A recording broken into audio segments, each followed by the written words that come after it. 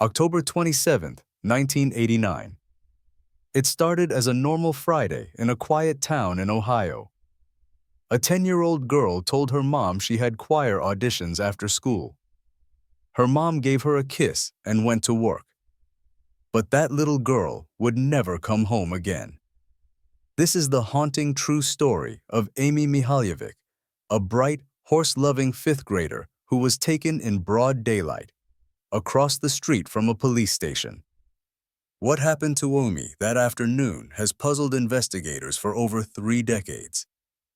This is a story of trust, deception, and a mystery that still hasn't been solved. Amy Mihalievic was smart, kind, brave. She lived with her mom, Margaret, her dad, Mark, and her brother, Jason, in the safe suburb of Bay Village, Ohio. She was only 10, but she was part of her school's gifted program. She loved horses. She and her brother were what people called latchkey kids. They'd walk home after school and stay alone until their parents returned from work. In 1989, that didn't sound scary. It was normal. Bay Village was the kind of place where doors stayed unlocked and kids played outside until the streetlights came on.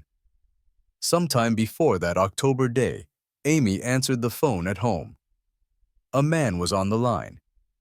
He said he worked with her mom at a magazine called Trading Times. He told Amy her mom was getting a promotion, and he needed help picking out a gift. To Amy, it sounded exciting, a surprise gift for mom. She didn't see anything wrong.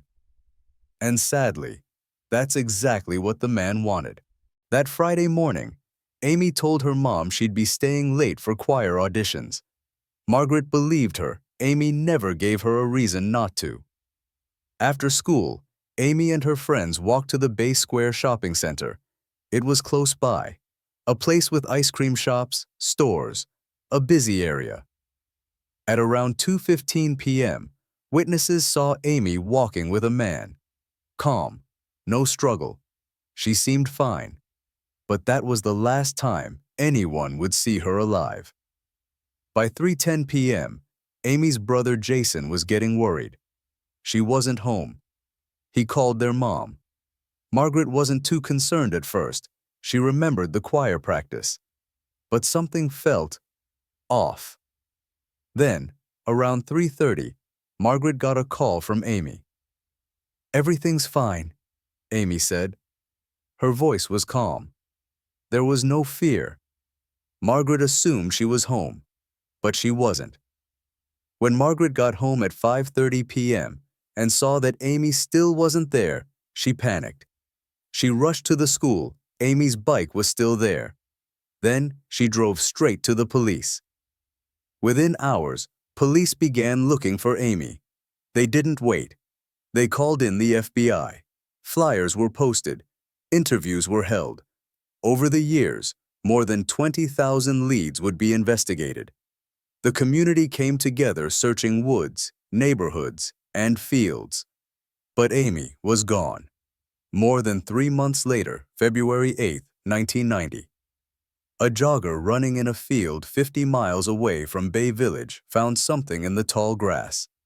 It was the body of a young girl. It was Amy.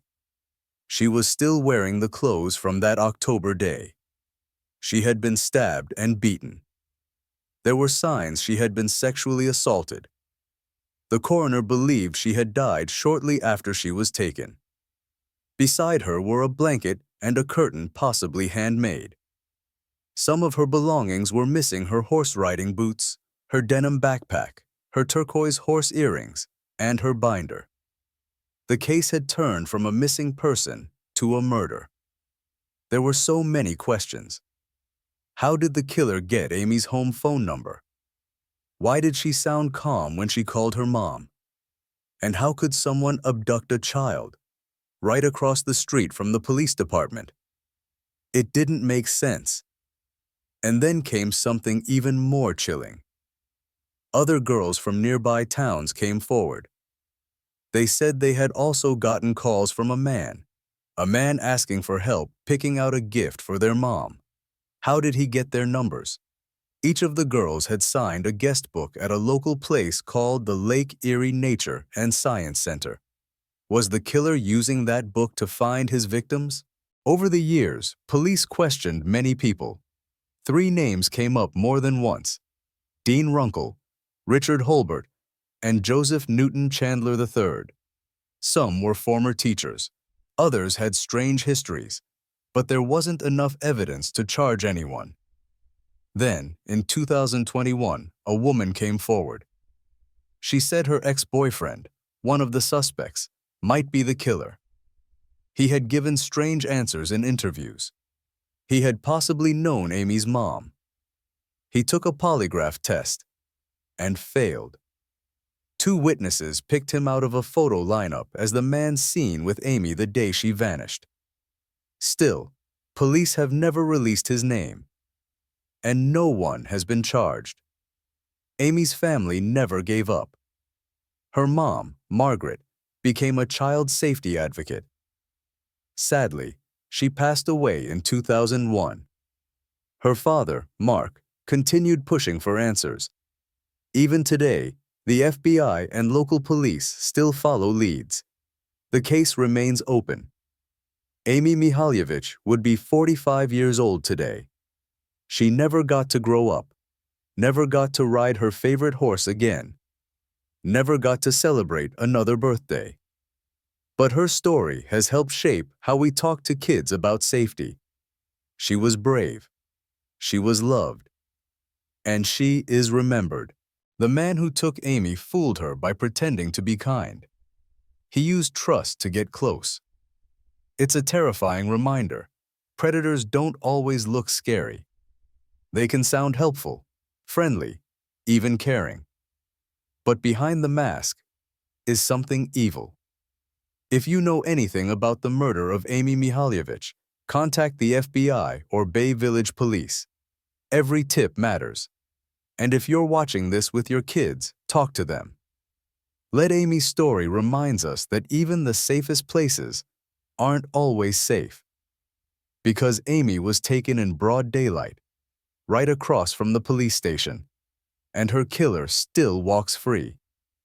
This episode was created in memory of Amy Mihalievic. If you found this story important, please like, share, and subscribe. True crime content helps keep cold cases alive, and sometimes it even helps solve them. Until next time, stay safe, stay alert, and take care of each other.